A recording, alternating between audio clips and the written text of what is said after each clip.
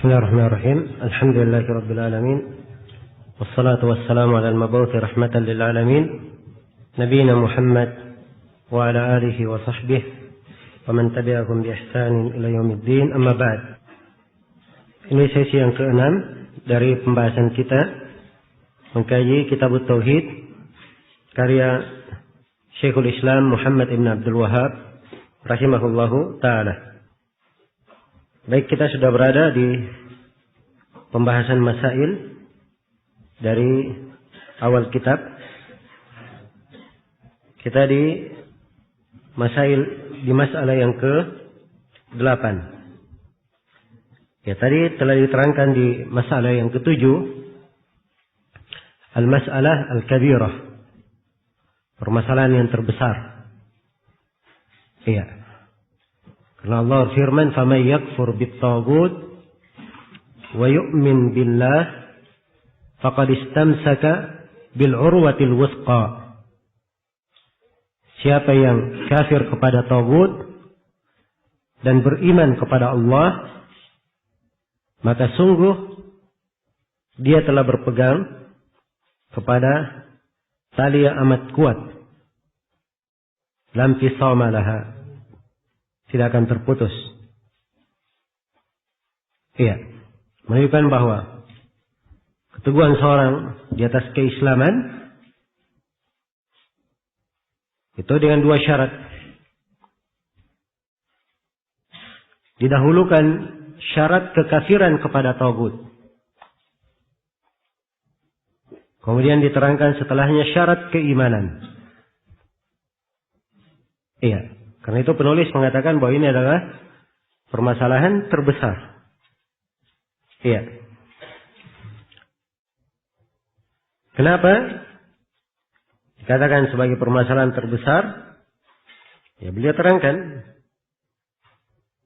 anna ibadat Allah la tahsul illa bil kufri bit taghut. Sebab ibadah kepada Allah itu tidak akan tercapai kecuali dengan kekafiran kepada taghut. Kafir kepada taghut. Baik. Dan telah kita terangkan ya di sela-sela pembahasan dari mana kekafiran kepada taghut. Dan insyaallah masih ada 2 bab nanti akan berlalu bersama kita di sela pembahasan. Ada hubungannya dengan pembahasan taghut. Iya. Kemudian masalah yang ke-8. Kata beliau, as-saminah anna taghut amun fi kulli ma ubida min dunillah. Bahwa taghut itu adalah lebih umum. Taghut bersifat umum, mencakup segala sesuatu yang diibadahi selain daripada Allah. Jadi apa saja yang diibadahi selain daripada Allah, maka itu adalah taghut.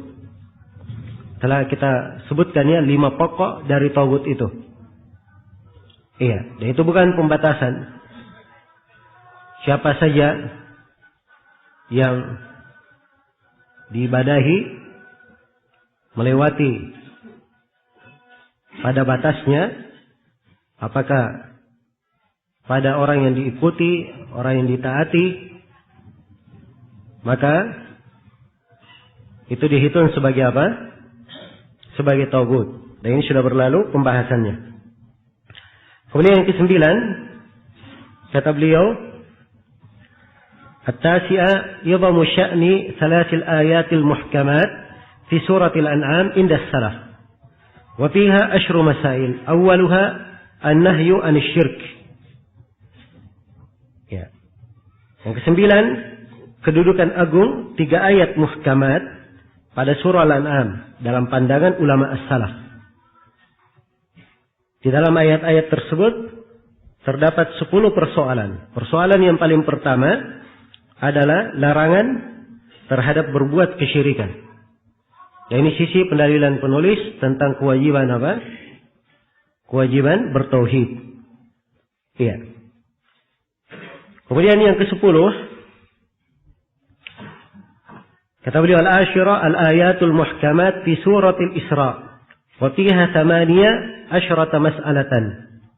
Bada'aha Allah subhanahu biqaulihi la taj'al ma'allahi ilahan akhar fataq'uda madmuman makhdula wa khatamaha biqaulihi wa la taj'al ma'allahi ilahan akhar fatulqa fi jahannama maluman madhura. Wa nabbahana Allah subhanahu ala 'idhami sya'ni hadhihi al-masail biqaulihi dzalika mimma auha ilaika rabbuka minal hikmah. Perhatikan ya. Ini dari kedetailan pemahaman dan istinbat yang sangat tajam sekali. Ya. 10 beberapa ayat muhkamat di surah apa? Al-Isra. Ya, ayat-ayat tersebut mengandung 18 persoalan. Allah Subhanahu memulai dengan firman-Nya, la taj'al ma'allahi ilahan akhar fataq'uda matmuman makhdula. Dan janganlah engkau mengadakan suatu sembahan lain bersama Allah sehingga engkau tidak menjadi tercela dan tidak ditinggalkan. Ya, sebab siapa yang menyembah menyembah sembahan lain bersama Allah, maka dari bencana kesyirikan itu akan mendapatkan celaan kepada dirinya. Dan dia akan makhdul. Ya. Selalu ditinggalkan, tidak diberi taufik.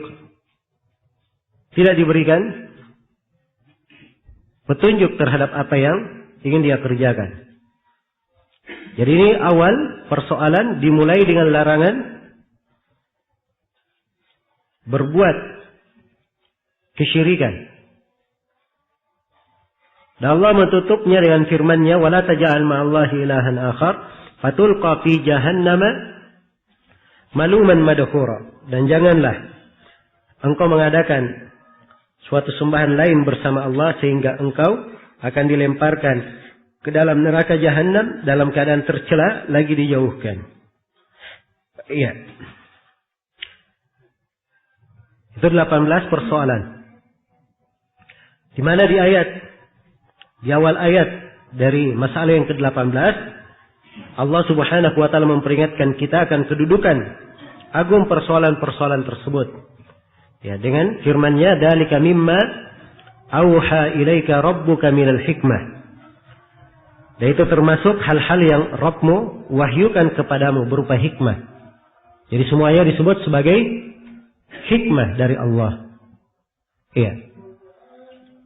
Dan ini tambih ya, peringatan bahwa hikmah itu adalah apa yang mencocoki syariat. Iya. Dan hikmah ada amar ma'ruf dan ada nahi munkar. Itu hikmah. Ya, hikmah ada ajakan kepada kebaikan dan ada larangan dari kejelekan. Sebab 18 persoalan ini semuanya disebut hikmah. Semuanya disebut apa? Hikmah. Iya. Baik. Kemudian persoalan yang ke-11, ini masalah yang ke-11 kata beliau, al-hadiyata asyarata ayatu suratin nisa allati tusamma ayat al-hukukil asyrah. Bada'aha Allahu biqaulihi wa'budullaha wa la tusyriku bihi syai'a. Iya.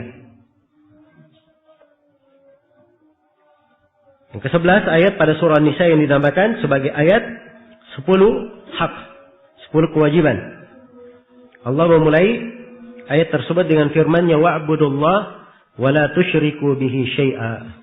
Beribadalah hanya kepada Allah dan jangan memperserikatkan Allah, mempersekutukan Allah dengan sesuatu apapun. Baik. Iya. Ayat 10 hak yang dimaksud di sini di surah Nisa ada 10 hak ya. Hak yang pertama, perintah beribadah kepada Allah.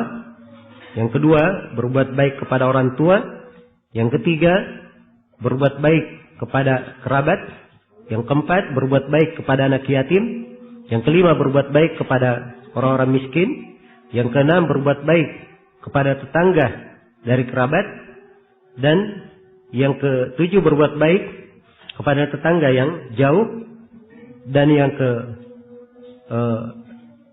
delapan adalah berbuat baik kepada as-sahib bil junub. Iya. Dan yang kesembilan, berbuat baik kepada ibnu sabil. Dan yang kesepuluh, berbuat baik kepada mulkul yamin, kepada budak yang dimiliki. Ini 10 hak. Hak yang paling pertamanya adalah perintah beribadah kepada Allah Subhanahu wa ta'ala. Dan ini jelas sekali ya, menunjukkan kewajiban apa? Tauhid, bahwa dia adalah prioritas yang paling pertama dan paling utama. Iya. Kemudian yang ke-12, kata penulis rahimahullah, asaniyata asyrata at-tanbihu ala wasiyati Muhammadin sallallahu alaihi wasallam inda mautih. Iya. Penegasan, peringatan atas wasiat Nabi Muhammad sallallahu alaihi wasallam di saat wafatnya. Ya, dan ini disebut oleh Ibnu Mas'ud radhiyallahu taala anhu sebagai wasiat Nabi Muhammad sallallahu alaihi wasallam, dan dibahasakan oleh penulis dengan kalimat ketika meninggalnya, walaupun tidak disebut dalam riwayat, sebab wasiat itu bahasanya di situ. Iya. Ini menunjukkan bahwa ya, Nabi sallallahu alaihi wasallam tidak meninggalkan wasiat tertentu kepada siapapun dari manusia. Iya. Apalagi seperti yang disangka oleh orang-orang Syiah, bahwa katanya Nabi ada berwasiat khusus kepada Ali bin Abi Thalib. Dan ini dari kedustaan mereka. Iya. Andai kata ada dari agama yang disembunyikan, maka tentunya hal ini bertentangan dengan makna syariat. Karena Nabi diperintah untuk menyampaikan, dan Allah telah menjelaskan kesempurnaan agama. Karena itu tidak mungkin ada hal yang disembunyikan. Iya. Kemudian yang berikutnya, as-salisata asyrata ma'rifatu haqqillahi alaina. Yang ke-13, pengenalan hak Allah terhadap kita. Ya, itulah dalam hadits Mu'adz bin Jabal. Haqqullahi 'alal ibad ay ya'buduhu wa la yusyriku bihi syai'a. Agar supaya mereka beribadah kepada Allah dan tidak mempersekutukan Allah dengan suatu apapun. Iya. Kemudian kata beliau, ar-rabi'ata asyrah ma'rifatu haqqil ibadi alaihi idza addau haqqahu. Pengenalan hak seluruh hamba atas Allah apabila mereka telah menunaikan hak Allah. Iya. Yaitu hak hamba atas Allah, bahwa Allah tidak akan menyiksa mereka kalau mereka hanya beribadah kepada Allah dan meninggalkan segala kesyirikan. Dan ini terdapat penjelasan akan keutamaan tauhid ya, bahwa orang-orang yang bertauhid itu tidak disiksa kalau mereka bertauhid. Iya. Dan telah kita terangkan ya, mana hak hamba di sini, bahwa tidak ada kewajiban atas Allah Subhanahu wa taala. Tapi apa yang Allah Subhanahu wa taala berikan itu adalah keutamaan yang Allah Subhanahu wa taala berikan untuk hamba-Nya, dan Allah tidak pernah menyelisihi janjinya. Iya. Kemudian yang ke-15, kata beliau, anna hadhihi al-mas'alata la ya'rifuha aktsarus sahabah. Bahwa masalah ini, ya, persoalan ini tidak diketahui oleh mayoritas sahabat. Iya. Ketika Nabi sallallahu alaihi wasallam bertanya kepada Mu'adz, "Ya Mu'adz, atadri ma haqqullahi 'alal ibad?" Tahukah engkau apa hak Allah terhadap hamba? Wa haqqul ibadi 'ala Allah, dan hak hamba terhadap Allah. Mu'adz yang merupakan tokoh para sahabat, salah satu tokoh para sahabat, beliau menjawab, Allah dan Rasulnya yang lebih tahu. Iya. Dan setelah diberitahu jawabannya, Mu'adz ingin memberi kabar gembira kepada manusia. Maka di sini Syekh menjelaskan ya dari persoalan yang penting untuk diketahui bahwa hal ini tidak diketahui oleh mayoritas sahabat. Ya. Jadi menunjukkan kepada kita ya, menunjukkan kepada kita bahwa kewajiban di dalam bertauhid itu yang paling utama. Ya, adapun hal yang berkaitan dengan masalah keutamaan itu datang setelahnya. Datang setelahnya. Karena itu Syekh di dalam buku ini beliau mulai dulu dengan penjelasan kewajiban tauhid, baru di bab setelahnya, di bab pertama beliau terangkan tentang fadl tauhid, keutamaan tauhid. Jelas ya? Dan kebanyakan sahabat tidak mengetahui hal ini, itu tidak membahayakan tauhid mereka. Sepanjang mereka sudah mengenal tauhid. Sudah mengenal tauhid. Adapun keutamaan yang dia dapatkan setelahnya, kalau dia tidak ketahui keutamaannya, keutamaan itu pasti dia dapatkan. Sebab Allah Subhanahu wa taala telah menjamin untuknya. Iya. Baik. Dan ini metode syar'i di dalam belajar dan di dalam memahami syariat. Seorang lebih memperhatikan kewajiban daripada banyak memperhatikan keutamaan. Ini akan datang ya, kita uraikan nanti di awal bab berikutnya. Iya. Kemudian yang ke-16, jawazu kitmanil ilmi lil maslahah. Bolehnya menyembunyikan ilmu dengan alasan maslahat. Ya, sebab di sini yang tidak disampaikan, ya, kalau tidak disampaikan hadits ini oleh Mu'adz radhiyallahu taala anhu, itu tidak akan membahayakan keimanan. Tidak membahayakan apa? Dari tauhid. Karena itu boleh disimpan kalau ada maslahatnya. Karena kadang kalau disampaikan kepada sebagian orang, akhirnya dia bersandar bahwa dirinya telah bertauhid dan akhirnya dia malas untuk beramal. Untuk beramal salih. Iya. Maka oleh Nabi sallallahu alaihi wasallam dikatakan la tubashshirhum fayattakilu. Jangan engkau beri kabar gembira kepada mereka sehingga mereka bersandar pada diri mereka. Iya. Jelas ya? Baik. Nah, ini menunjukkan kepada kita semua fikih di dalam beragama. Iya. Fikih di dalam beragama. Kadang sebagian orang menganggap bahwa ya, setiap masalah, setiap kebenaran yang dia ketahui, ya, harus segera dia sampaikan. Walaupun membuat ribut-ribut di kalangan manusia. Ya, dan ini tidak benar ya. Masalah itu ada dua macam. Ada yang sifatnya wajib, berkaitan dengan halal dan haram. Ya, hal yang seperti ini dasarnya disampaikan. Iya. Dan ada masalah yang berkaitan dengan keutamaan, sunnah-sunnah, berkaitan dengan pengabaran tentang fitnah, tentang musibah. Hal-hal yang seperti ini tidak mesti disampaikan, kecuali kalau ada maslahatnya. Kalau ada mafsadatnya tidak disampaikan. Karena itu Abu Hurairah radhiyallahu taala anhu berkata, "Hafidtu min Rasulillah sallallahu alaihi wasallam wi'aini."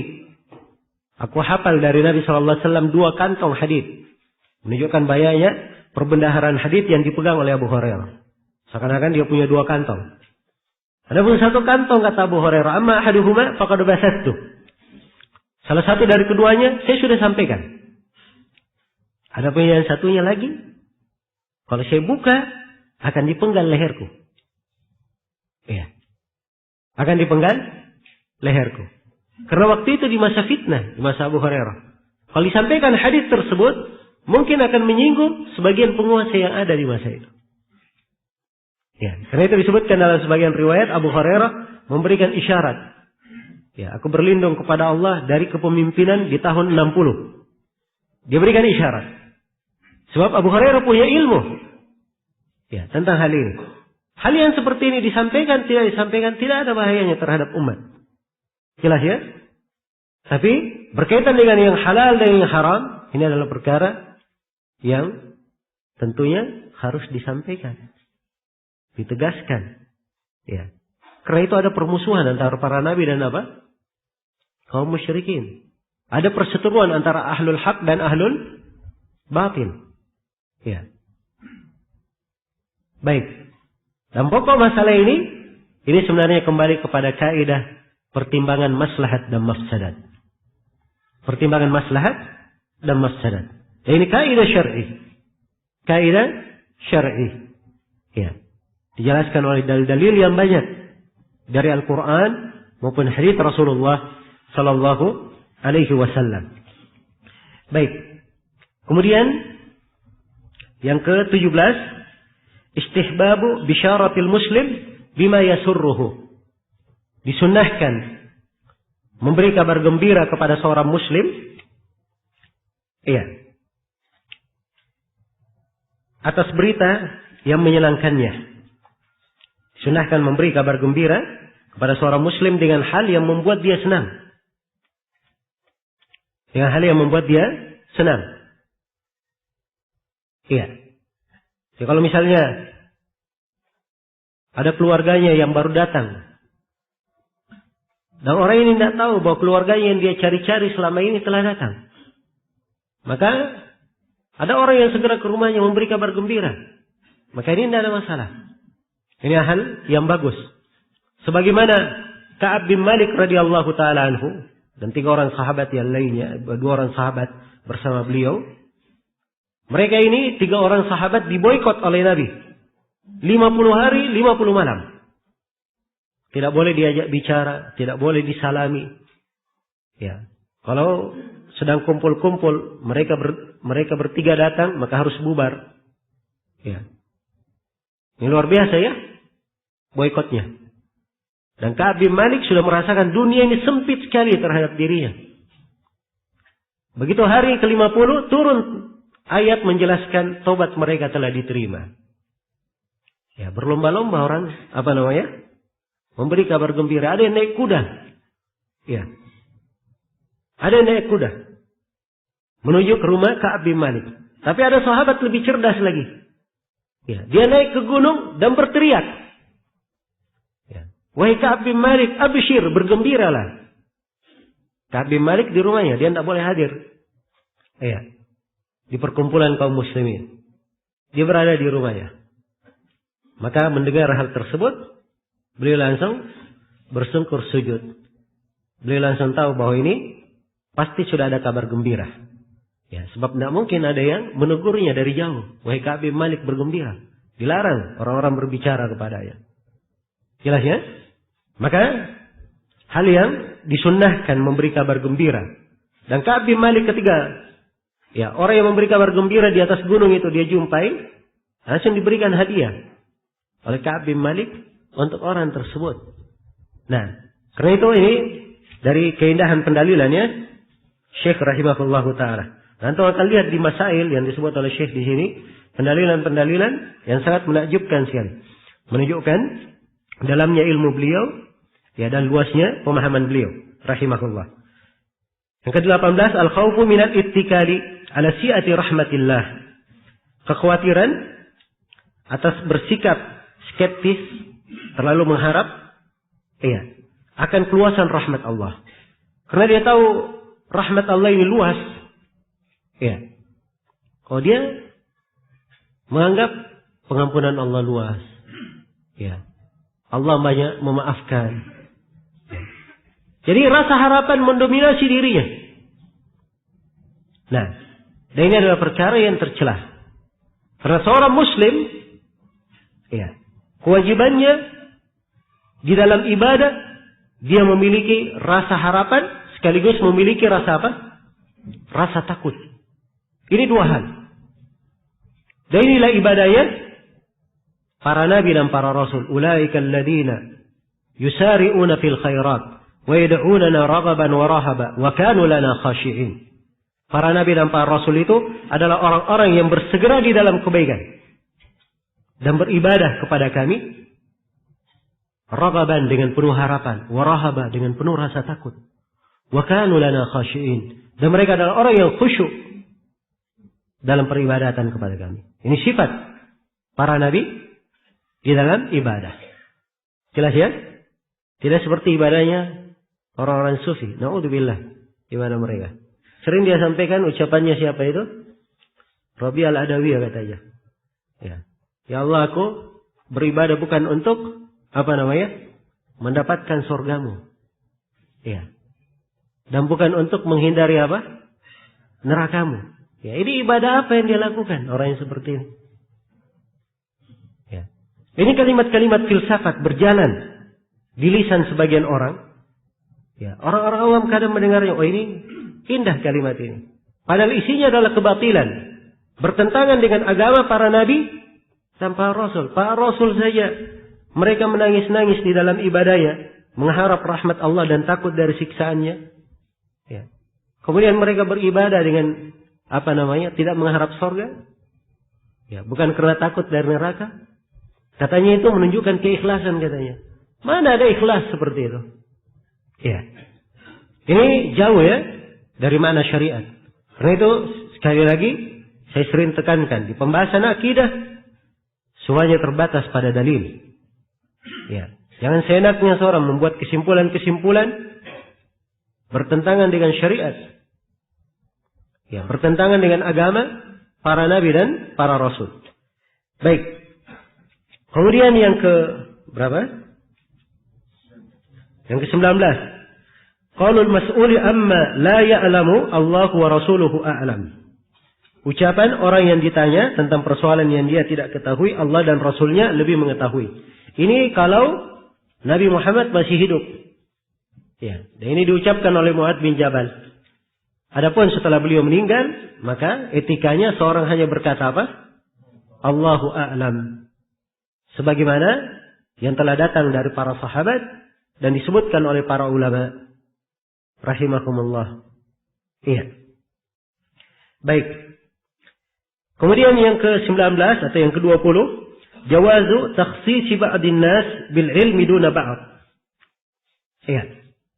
Yang ke-19 itu tadi saya sudah terangkan ya, bahwa penting seorang itu kalau dia tidak tahu, dia berkata Allahu a'lam. Ya, itu 1/2 dari ilmu. Nah, masih banyak dari ulama kita di masa ini di posisi-posisi fatwa, ulama besar dalam sejumlah masalah kalau ditanya dia menjawab Allahu a'lam. Ya. Bahkan kadang dalam masalah-masalah yang jelas atau tampak pendalilannya di buku-buku fikih, tapi sebagian ulama kita menjawab apa? Allahu a'lam. Ya. Saya pernah dengar Syekh Ibnu Utsaimin beberapa kali beliau tanya ini masalah wallahu a'lam. Tidak ada yang rajih bagi saya. Iya. Syekh bin Baz pernah ditanya, yang mana yang paling afdal? Tukang adzan atau imam masjid? Ya. Semuanya punya keutamaan. Adzan banyak keutamaannya. Imam masjid banyak keutamaannya. Kan begitu? Dan ini masalah dibahas di buku-buku fikih. Terdiam beliau rahimahullah ditanya. Terdiam. Setelah lama terdiam, apa jawabannya? Allahu a'lam. Ini Syekh bin Baz mufti dunia. Ya. Kadang kita baru belajar kemarin, Masya Allah. Sudah fatwa di mana-mana. Ya. Apalagi masa sekarang internet hebat ya. Bikin status di Facebook. Ya. Bikin status di email. Bikin status di ini, di itu. Macam-macam fatwanya. Ya. Apalagi yang sering mengirim pesan-pesan dalam bentuk SMS, broadcast maupun yang lainnya. Ya. Ada saja kalau terlintas di benaknya, di kepalanya, ya, langsung kirim pesan. Nah, dan ini adalah hal yang tidak baik. Perkara yang hendaknya dihindari oleh seorang muslim dan muslimah. Iya. Apalagi berkaitan dengan masalah agama ya. Telah berlalu, harusan seorang itu berbicara dengan ilmu. Baik. Yang ke-20, jawaz takhsis ba'din nas bil ilmi duna ba'd. Ya. Pembolehan untuk mengkhususkan sebagian orang dalam penyampaian ilmu. Iya. Sebab Nabi sallallahu alaihi wasallam di sini menyampaikan ilmu ini hanya untuk siapa? Mu'adz bin Jabal radhiyallahu ta'ala anhu. Iya. Nabi kabarkan kepada Mu'adz, setelah itu Nabi larang Mu'adz untuk menyampaikan kepada siapa? Kepada orang lain. Iya. Maka ini, kalau hal tersebut ada maslahatnya. Iya. Dan bukan artinya bahwa ada dari perkara agama itu yang hanya diketahui oleh orang-orang tertentu, orang lain tidak apa? Tidak boleh mengetahuinya. Iya. Beda ya dengan masalah hizbiyah, antara menjaga kemaslahatan dan hizbiyah. Ya, kalau hizbiyah itu memang dia tutupi kejelekannya. Dia tutupi apa? Keburukannya. Iya, andai kata ditahu oleh orang lain, pasti orang itu apa? Tidak akan mengetahui rahasianya. Nah, itu hizbiyah namanya. Dan ini yang dicela oleh para ulama kita. Iya. Karena itu Umar bin Abdul Aziz dinukil dari beliau bahwa beliau berkata, iya, idza ra'aita qauman yatanajawna fi amril 'amma, ya fi amrin dunal 'amma fa'lam annahum ala ta'sihi dhalalah. Apabila engkau melihat satu kaum berbisik-bisik tidak dihadiri oleh orang umum, ketahuilah bahwa mereka ini sedang merintis kesesatan. Iya. Tapi berbeda dengan apa yang disebut oleh penulis di sini. Ini kaitannya dengan maslahat guru mengajarkan kepada muridnya suatu ilmu. Ya. Mungkin sebagian murid, kalau disampaikan ilmu tersebut, dia tidak bisa menempatkannya pada tempatnya. Iya. Maka Nabi Shallallahu Alaihi Wasallam hanya menyampaikan kepada Mu'adz ibn Jabal radhiyallahu taala anhu. Iya. Baik, dan ini dari fikih ya, di dalam beragama. Ya, dan saya ketahui dari para ulama kita, ya, kalau sebagian orang bertanya kepadanya tentang sebuah masalah, dia jawab. Tapi sebagian orang yang lainnya, dia tidak jawab. Karena dia pandang, untuk orang ini tidak ada maslahatnya. Tidak ada manfaatnya untuk dijawab permasalahan tersebut. Iya. Baik. Kemudian, yang ke-21, ya. Kata beliau, tawadhu'uhu sallallahu alaihi wasallam lirukubil himar mal irdaf alaihi. Ya, sikap tawadu rendah hati Rasulullah sallallahu alaihi wasallam dengan menunggangi keledai sambil membonceng orang lain. Ya. As-tsani wal 20. Al-irdafu ala jawazul irdafi ala dabbah. Pembolehan untuk membonceng di atas tunggangan. Dan ini disyaratkan kalau tunggangannya apa? Tunggangannya mampu ya, sebab Nabi bersabda la darar wala birar. Tidak boleh, tidak ada bahaya dan tidak boleh mengadakan pembahayaan. As-salisa wal 20, yang ke-23 fadilatu Mu'adz ibn Jabal. Keutamaan Mu'adz bin Jabal. Ar-rabi'atu wal 20, yang ke-24. Idhamu sya'ni hadhil mas'alah. Iya, kedudukan agung permasalahan ini. Kedudukan agung permasalahan ini. Permasalahan apa? Yaitu ma'rifatu haqqillahi 'alal ibad wa haqqil ibadi 'ala Allahi idza addaw haqqahu. Ya, keagungan masalah mengenal hak Allah terhadap hamba dan mengenal hak hamba terhadap Allah apabila mereka menunaikan hak Allah Subhanahu wa taala. Baik, selesai sudah? Ya, bab pendahuluannya kita akan masuk ke bab yang pertama. Adzan dulu. Ya. Kemudian bab berikutnya berkata penulis rahimahullahu taala, babu fadli tauhidi wa ma yukaffiru min ad-dunub. Bab keutamaan tauhid dan dosa-dosa yang dapat dihapuskan oleh tauhid. Iya. Sini ada dua pembahasan global. Ada pembahasan umum, yaitu keutamaan tauhid. Dan ada pembahasan khusus cabang dari itu, Merupakan salah satu buah dari tauhid, bahwa tauhid itu menggugurkan dosa-dosa. Menggugurkan dosa-dosa. Bab ini hubungannya dengan kitab tauhid sangat jelas ya. Setelah di awal pembahasan Syekh rahimahullah menerangkan tentang kewajiban bertauhid, maka di sini Syekh rahimahullah terangkan akan dampak-dampak baik dari tauhid itu. Ya, hasil-hasil tauhid yang indah dan keutamaan tauhid. Iya. Dan di sini ada satu faedah penting.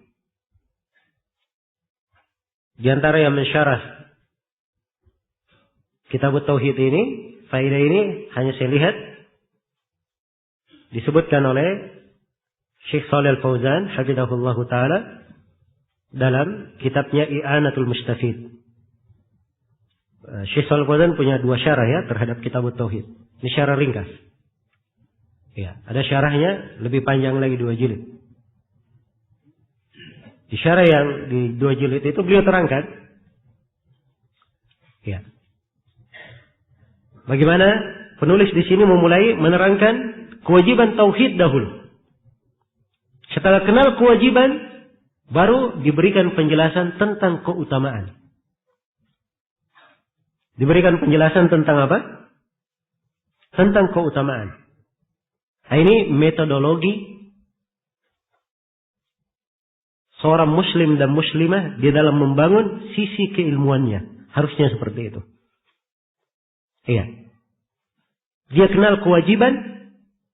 So, kalau dia sudah kenal kewajiban, dia tunduk terhadap kewajiban, maka akan mudah segala urusan setelahnya. Iya. Akan mudah segala urusan. Sisa diberi keutamaan, motivasi, dia akan semakin tergerak. Berbeda dengan orang yang diberi motivasi, tapi tidak ada ketundukan, tidak mengenal kewajiban. Maka mungkin kalau dia lakukan, hanya sekadar adanya apa? Motivasi saja. Karena itu orang-orang yang seperti ini lebih cepat untuk malas. Ya. Dan kebanyakannya kurang istiqamah. Kalaupun dia beramal, tidak akan lama dia akan tinggalkan amalannya. Berbeda dengan orang yang mengenal kewajiban. Sebab dia tahu ini kewajiban terhadap dirinya. Terikat dengannya. Iya. Setelah itu diperkenalkan tentang keutamaan, maka dia akan lebih tenang, lebih kuat di atasnya. Ya, nah ini metode Nabi Sallallahu Alaihi Wasallam. Iya. Dan umumnya syariat kita ada targhib dan ada apa? Tarhib, ada anjuran dan ada di dalamnya memberi ancaman bagi siapa yang keluar darinya. Iya. Ketika Nabi Shallallahu Alaihi Wasallam ditanya tentang wudu, mula-mula beliau peragakan cara wudu itu bagaimana. Berwudu sempurna beliau. Setelah berwudu sempurna, ya, beliau berkata, "Hadal wudu, inilah wudu." Jadi kewajiban wudu seperti ini bentuknya. Terangkan dulu kewajiban. Setelah terangkan kewajiban, baru Nabi Shallallahu Alaihi Wasallam terangkan keutamaan. Man tawadda'a nahwa wudu'i hada. ثم صلى ركعتين لا يحدث فيهما نفسه إلا غفر الله ما تقدم له من ذنبه. Siapa yang berwudu seperti wuduku ini, lalu dia sholat 2 rakaat, dia tidak ikuti bisikan jiwanya di dalam sholat, maksudnya dia khusyuk, ya, maka akan diampuni dosanya yang telah lalu. Jadi keutamaan nanti diterangkan setelah menerangkan apa? Menerangkan kewajiban. Ya. Jadi peringatan ya untuk banyak kaum muslimin sekarang ini. Ya, senangnya dengar keutamaan ziyad. Fadail amal, fadail amal, fadail amal. Hah? Tapi begitu diminta supaya belajar agama, oh, kita bisa belajar sambil jalan. Hah? Nanti ilmu itu bisa datang sendiri. Ya. Dan ini pemahaman yang keliru. Pemahaman yang keliru. Dan orang yang fadail amal selalu menunggu ada keutamaan, biasanya kalau diberitahu kewajiban, dia tanya dulu apa keutamaannya. Akhirnya karena sudah terbiasa seperti itu. Dasarnya beramal bukan karena terikat sebagai seorang hamba punya kewajiban. Tapi dasarnya beramal karena cari apa? Cari keutamaan. Ya. Cari keutamaan. Saya nggak tahu di mana kemarin yang bertanya itu. Di sini apa di tempat lain. Yang bertanya tentang orang yang menganjurkan sedekah. Sedekah tapi kalau bersedekah dapat sekian. Siapa yang bersedekah dapat begini, dapat begini. Ini kan yang banyak dikembangkan sekarang ini. Iya. Ya. Dan ini bukan metode ilmiah yang dijalani oleh Rasulullah sallallahu alaihi wasallam, para sahabat dan para ulama. Iya. Sebab seorang hamba namanya adalah hamba beribadah kepada Allah. Dan seorang hamba adalah budak Allah. Dia terikat hubungan sebagai budak yang tunduk kepada Rabb-nya terhadap segala perintah. Itu dasar pokok yang harus tertanam. Kalau dia miliki dasar ini, barulah dia mengerti keutamaan. Dan nikmat keutamaan itu dia laksanakan. Ternyata Rabb-nya Maha Pemurah. Ya. Pada segala perintahnya ada kebaikan untuk hamba itu sendiri. Ya. Ada manfaatnya untuk hamba itu sendiri. Baru nikmat ibadah itu. Tapi kalau kerjanya cari keutamaan. Ya. Keutamaan sholat. Dia sendiri tidak pernah belajar bagaimana cara sholat yang benar. Keutamaan membaca Al-Quran. Baca Al-Qurannya saja, tajwidnya salah-salah. Ya. Masuk. Ya, bulan-bulan. Cari keutamaan. Bulan Ramadan, keutamaan. Kan masuk bulan Muharram. Cari keutamaan di bulan Muharram. Ya. Masuk bulan Safar. Cari keutamaan di bulan Safar. Anggaplah dapat keutamaan di bulan Muharram nanti. Ya. Puasa yang paling afdal setelah Ramadan adalah puasa di bulan Muharram.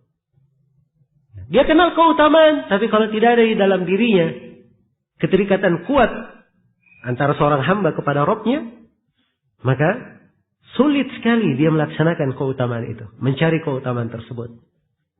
Ya, tapi kalau dasarnya dia sudah mengenal bahwa dirinya adalah seorang hamba, ya, hamba Allah Subhanahu wa taala, ada tugas-tugas pada dirinya, ini barulah dia akan mudah di dalam melaksanakan perintah-perintah syariat. Ya, credo, perhatikan ya, dari keindahan penulis di sini dan metodologi beliau terangkan dulu kewajiban tauhid. Supaya orang paham bahwa ini wajib. Iya. Baru setelah itu beliau terangkan keutamaan. Sebab kalau asalnya sudah berbeda, begitu diterangkan kewajiban, ya.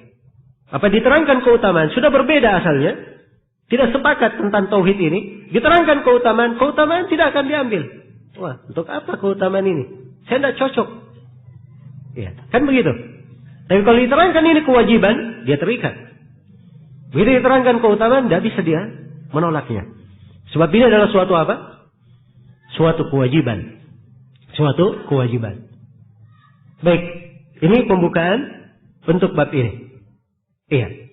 Babu fadli tauhid wa ma yukaffiru minad dunub. Bab tentang keutamaan tauhid dan apa yang digugurkan oleh tauhid ini, dosa-dosa yang dihapuskan oleh tauhid ini. Nah, kalau kita bercerita tentang keutamaan tauhid, keutamaannya sangat banyak sekali. Nah, Syekh rahimahullahu taala di sini akan membawakan sebuah ayat Al-Quran, dan beliau akan membawakan beberapa hadis. Ada 5 hadis beliau bawakan di sini berkaitan dengan apa? Keutamaan tauhid. Iya.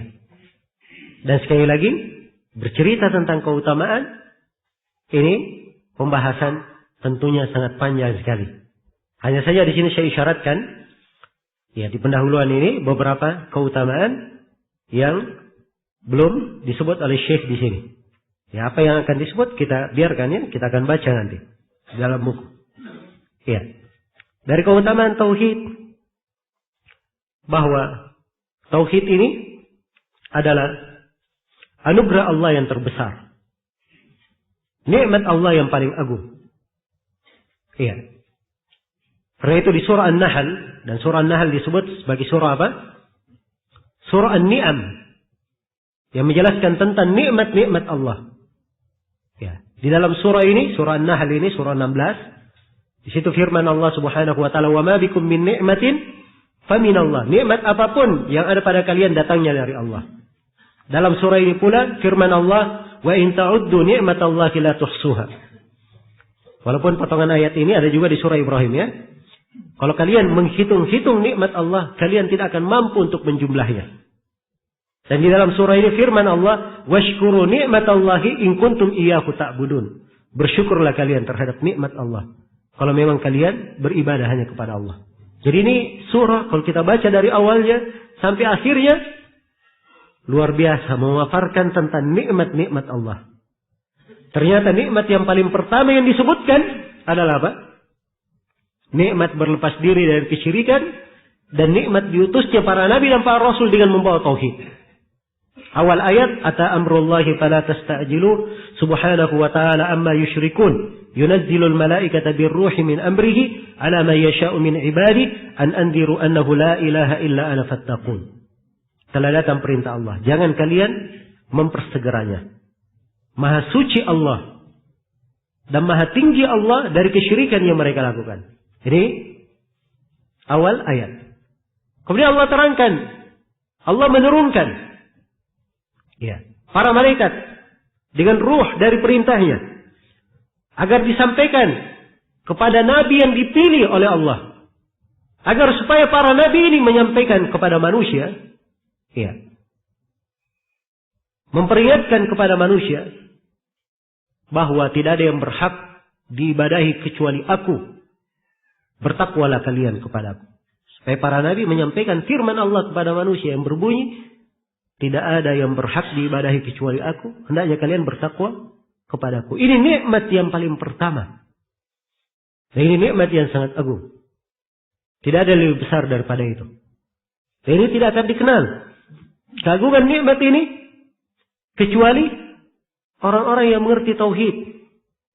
Iya, orang-orang yang bertauhid. Sebab orang yang tidak memiliki sesuatu, bagaimana mungkin dia bisa merasakan sesuatu itu? Dia tidak punya pendengaran misalnya. Bisakah dia mendengar? Tidak memiliki penglihatan. Bisakah dia melihat? Ya. Karena itu kata para ulama, faqidu syai' la yu'ti. Orang yang kehilangan sesuatu, tidak mungkin dia memberi sesuatu itu. Toh dia tidak punya, bagaimana dia bisa memberi? Iya.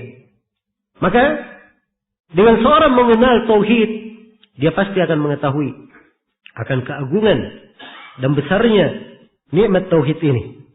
Iya. Dan ini adalah karunia Allah yang paling besar yang hendaknya disyukuri. Nabi Yusuf alaihi salam berkata, "Wattaba'tu millata abai Ibrahim wa Ishaq wa Yaqub. Ma kana lana an nusyrika billahi min syai'. Dzalika min fadlillahi alaina wa 'alan nasi, walakinna aktsaran nasi la yashkurun." Kata Nabi Yusuf alaihi salam, aku mengikuti agama ayah-ayahku. Nabi Ibrahim, Nabi Ishaq, Nabi Yaqub. Iya. Dia adalah kami para nabi pantas untuk berbuat kesyirikan kepada Allah. Itu adalah karunia Allah kepada kami. Dan karunia Allah kepada manusia. Tapi banyak dari manusia tidak bersyukur. Iya. Banyak dari manusia tidak mensyukuri hal tersebut. Iya. Dari keutamaan tauhid ini, tauhid adalah hal yang mengokohkan seorang hamba di dunia, di alam kubur, dan di akhirat. Allah berfirman di dalam Al-Quran, "Yuthabbitullahu alladhina amanu bil qawli tsabit fil hayatid dunya wa fil akhirah." Allah mengokohkan orang-orang yang beriman. Disebutkan dengan nama keimanan. Dan ini sifatnya ahli tauhid.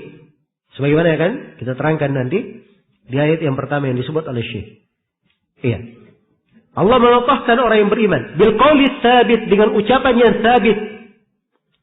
Sebagian yang menafsirkan dari ahli tafsir dengan ucapan la ilaha illallah. Iya.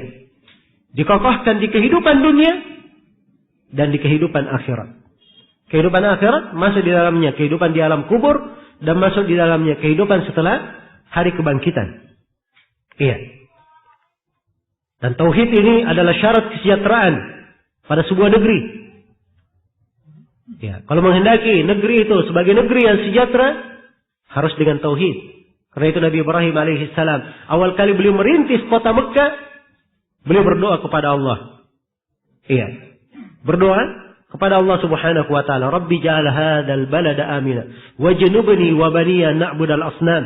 Rabbi innahunna adlalna katsiran minan nas. Wahai Rabbku, jadikanlah negeri ini sebagai negeri yang aman. Dan jauhkanlah aku beserta keturunanku dari peribadatan kepada berhala. Sungguhnya berhala-berhala itu telah menyesatkan banyak manusia. Iya. Dan dari keutamaan tauhid ini dilapangkannya kebahagiaan, diluaskannya rezeki bagi penduduknya. Penduduk sebuah negeri. Allah berfirman, walau anna ahlal qura amanu wattaqau lafatahna alaihim barakatin minas sama'i wal ard.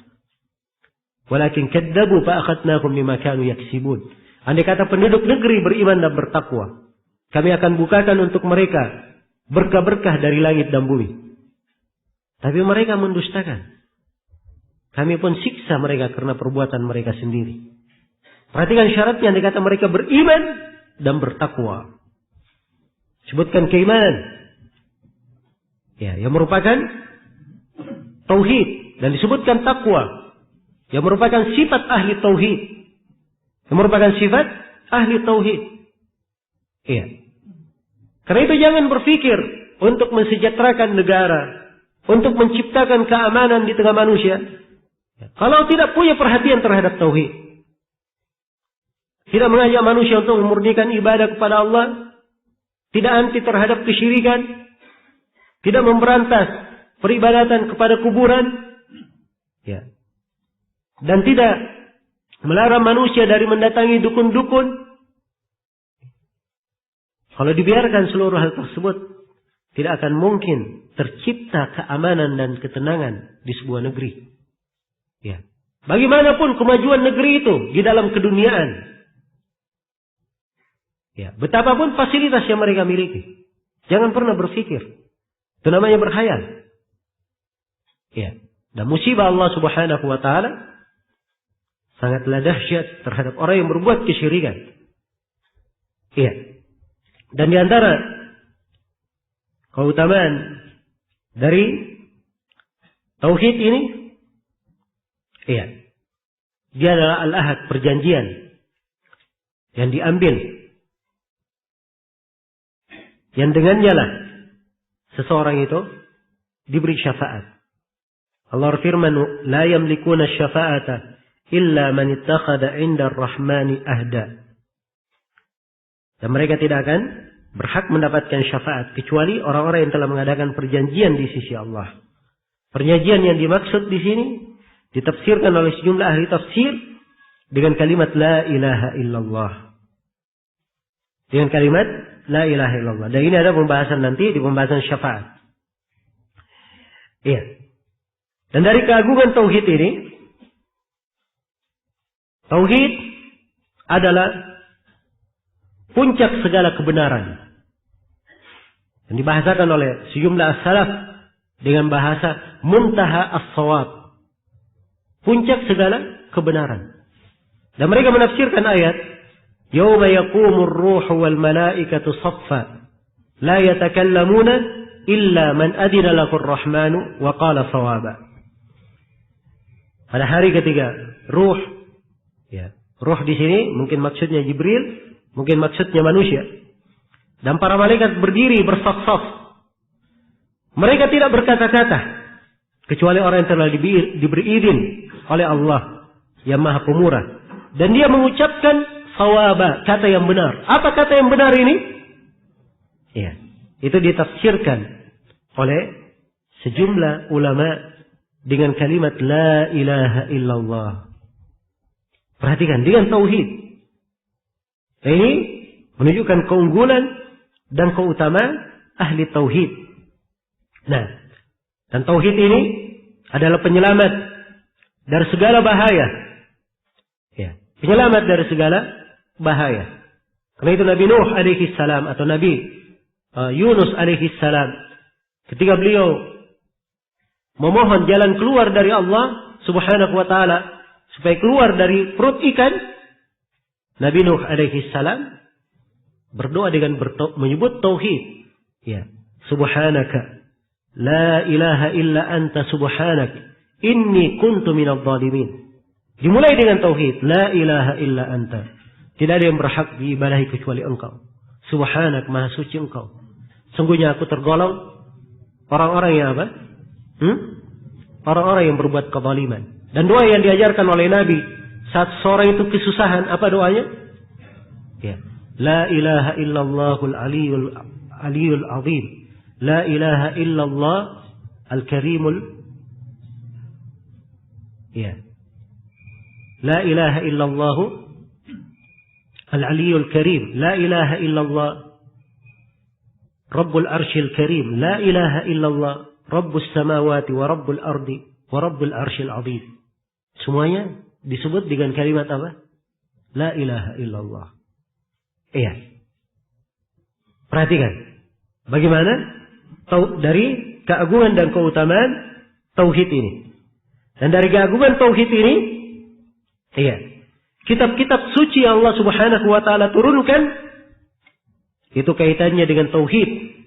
Alif lam ra, kitabun uhkimat ayatuhu, thumma fussilat min ladun hakimin khabir, alla ta'budu illallah, innani lakum minhu nadirun wa bashir. Alif lam ra, inilah suatu kitab yang ayat-ayatnya uhkimat, disusun dengan rapi, sangat kuat.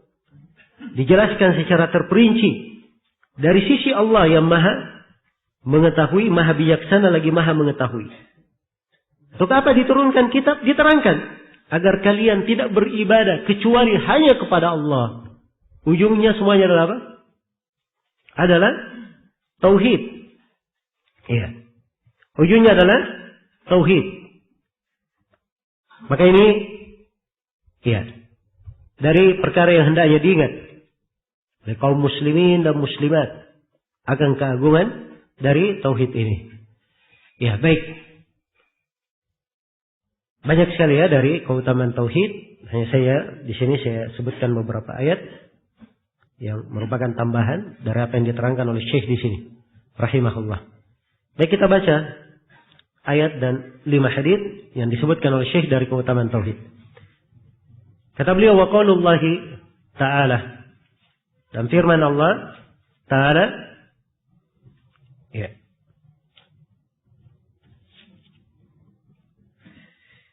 alladzina amanu wa lam yalbisu imanakum bidzulmin ulaika lahumul amnu wa hum muhtadun. Orang-orang yang beriman dan tidak mencampur keimanan mereka dengan kezaliman. Kezaliman yang dimaksud adalah kesyirikan. Mereka itulah orang-orang yang mendapatkan rasa aman, dan mereka lah orang-orang yang mendapatkan hidayah. Iya. Ini ayat ketika turun, ya, sangat memberatkan para sahabat. Mereka memahami lafaz ayat yang sifatnya umum. Ya. Orang yang beriman dan tidak menodai keimanannya dengan kezaliman. Iya. Tidak menodai keimanannya dengan kezaliman. Zalim di sini datang dalam bentuk umum. Jadi segala bentuk kezaliman. Apakah itu kekafiran, kemaksiatan, kekeliruan, itu kezaliman semua namanya. Ya. Maka para sahabat bertanya kepada Rasulullah, "Ya Rasulullah, siapa di antara kami yang tidak menzalimi dirinya? Siapa di antara kami yang tidak menzalimi dirinya?" Maka Nabi sallallahu alaihi wasallam menjelaskan bahwa tidak seperti ucapan kalian itu. Ya, tidakkah kalian dengar bahwa Allah Subhanahu wa taala berfirman, "Inna syirka la dzulmun 'adzim," bahwa kesyirikan adalah kezaliman yang paling besar. Berarti ayat ini kezaliman yang dimaksud adalah apa? Kesyirikan. Ya. Dan disebut zalim dalam arti syirik apa saja. Syirik apapun, kecil maupun besar, Ya. Tampak maupun tidak tampak, semuanya harus dihindari. Perhatikan, alladzina amanu, orang-orang yang beriman. Ini syarat tauhid ya. Dan keimanan itu terkandung di dalamnya makna tauhid, dan telah kita terangkan di pendahuluan bahwa dari penamaan ilmu akidah disebut dengan nama apa? Nama al-iman. Iya. Karena itu memang kaidah umum di dalam ayat-ayat Al-Quran. Kalau ada ayat yang menjelaskan keutamaan orang yang beriman, maka itu dalil yang menjelaskan keutamaan apa? Keutamaan tauhid. Dalil yang menunjukkan keutamaan tauhid. Orang yang beriman dan tidak mengotori keimanannya dengan kezaliman. Iya. Jadi ada syaratnya, dia beriman dan dia jaga keimanannya dari segala bentuk kesyirikan. Ulaika lahumul amnu wa hum muhtadun. Allah jamin untuknya dua hal. Mereka ini akan diberikan al-aman, keamanan. Wa hum muhtadun. Dan mereka selalu berada di atas petunjuk. Iya. Muhtadun di sini dari kalimat ihtada ya. Dari susunan konteks secara susunan bahasa Arab ini menunjukkan bahwa hidayah betul-betul berpihak kepadanya. Dia betul-betul dikuatkan di atas hidayah. Iya. Jadi orang yang baik tauhidnya diberi dua keutamaan. Diberikan keamanan. Dan keamanan di sini umum sifatnya. Ya, keamanan dalam bentuk apa saja yang menghilangkan kekhawatirannya, menghilangkan ketakutannya. Apakah keamanan pada dirinya, keamanan pada keluarganya, keamanan di tengah masyarakatnya, ya, keamanan pada hartanya, pada kehormatannya. Umum keamanan dijamin oleh Allah. Dan tidak ada perbedaan kata aman ini, sebab ini dicakup juga keamanan di dunia dan keamanan di mana? Di akhirat kelak. Keamanan di akhirat. Iya. Karena itu orang-orang yang beriman selalu dibela oleh Allah. Orang-orang yang bertauhid selalu dibela oleh Allah. Inna Allah yudafi'u anil ladina amanu. Sungguhnya Allah membela orang-orang yang beriman. Orang yang bertauhid pasti dibela oleh Allah. Karena itu tidak perlu khawatir terhadap cercaan, gangguan manusia. Perhatikan Nabi kita menyerukan tauhid. Ya. Sedemikian kerasnya celaan, gangguan dari kaum musyrikin. Tapi kejayaan Allah Subhanahu wa taala telah tetapkan untuk ahli tauhid. Ya, dan ini berjalan dari masa para sahabat hingga hari ini. Dari para ulama kita yang menyuruhkan kepada tauhid. Iya. Pasti Allah Subhanahu wa taala akan membelanya. Akan membelanya. Dia akan dibela saat dia masih hidup maupun dia setelah meninggal. Karena Allah berfirman, "Innallaha yudafi'u 'anil ladzina amanu." Sungguhnya Allah membela orang-orang yang beriman. Dan mereka akan selalu mendapatkan pertolongan. Inna lanansuru rusulana walladzina amanu fil hayatid dunya wa yawma yaqumul ashhad. Sungguhnya kami akan menolong para rasul kami dan orang-orang yang beriman di kehidupan dunia dan di kehidupan tatkala saksi-saksi berdiri memberikan persaksian. Maka ini dari keagungan dan keutamaan tauhid. Ya, kemudian dijamin untuknya hidayah, petunjuk. Ya. Dan hidayah banyak macamnya hidayah itu. Dan dimaklumi bahwa ada hidayah di dunia yang diperlukan oleh seorang hamba. Dan ada hidayah di hari kiamat.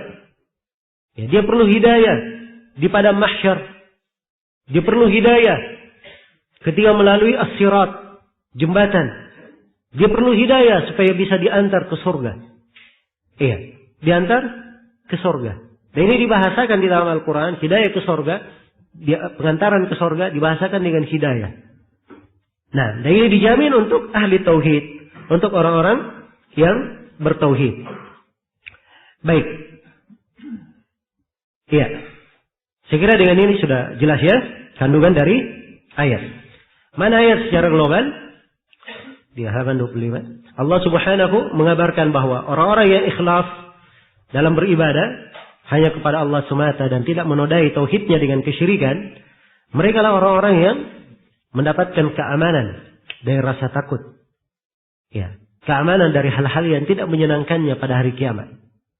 Mereka adalah orang-orang yang mendapat petunjuk untuk berjalan di atas as-sirat al-mustaqim di dunia. Di dunia dan di akhirat ya. Sebab sirat ada dua macam. Iya. Ini perlu dipahami. Jalan itu as-sirat ada dua. Jalan yang lurus. Iya. Perlu dipahami. Apalagi kalau kita baca surah Al-Fatihah. Ihdinas sirata al-mustaqim.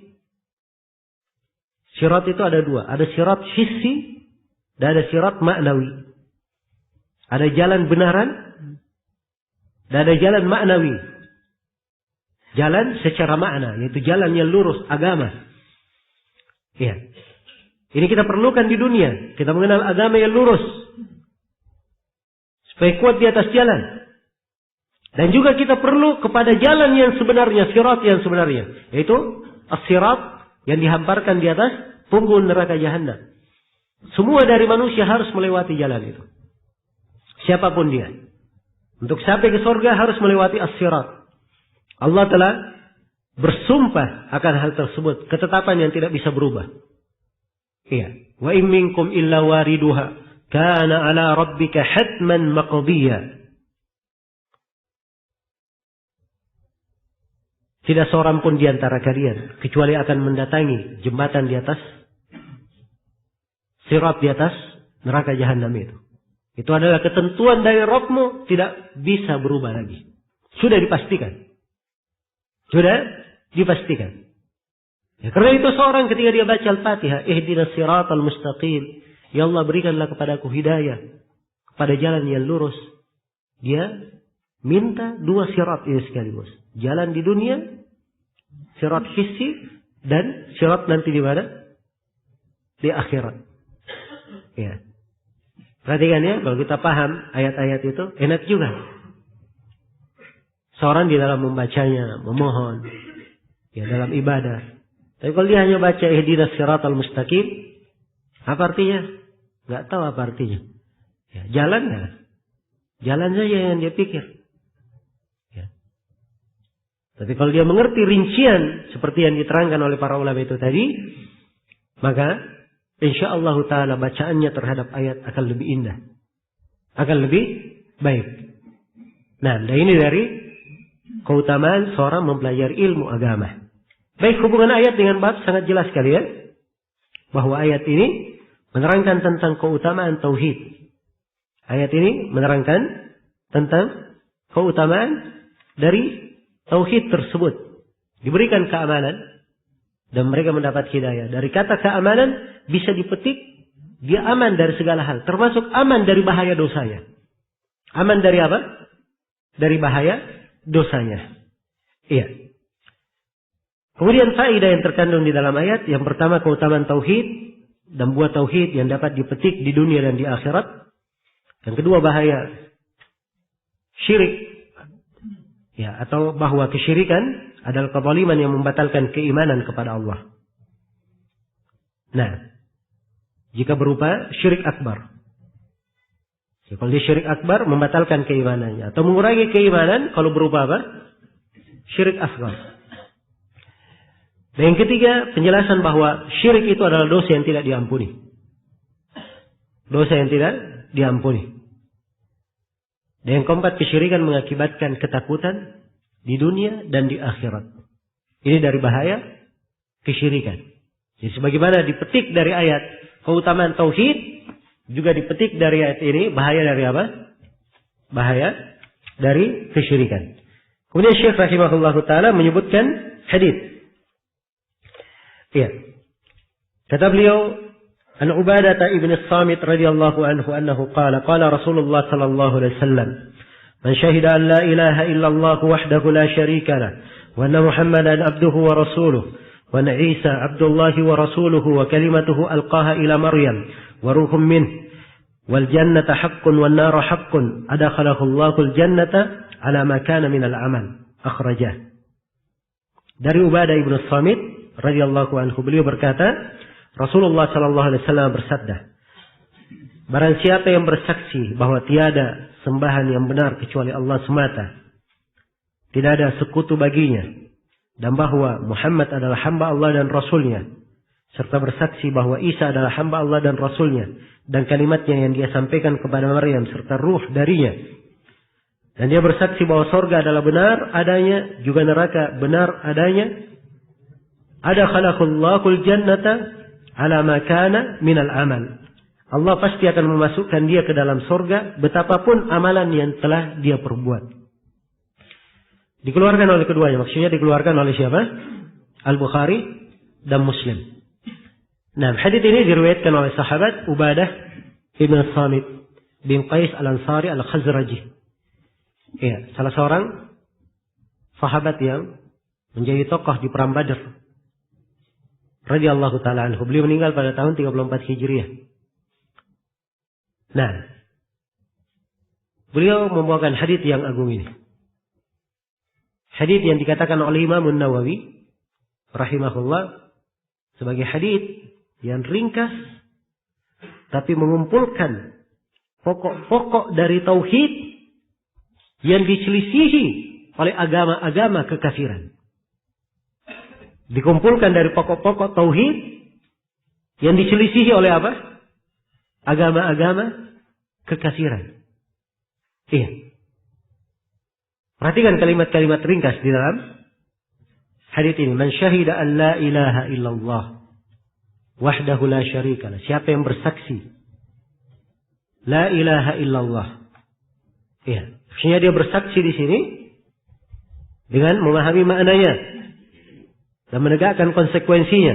Dan ini akan diterangkan nanti di hadits-hadits yang akan datang. Iya.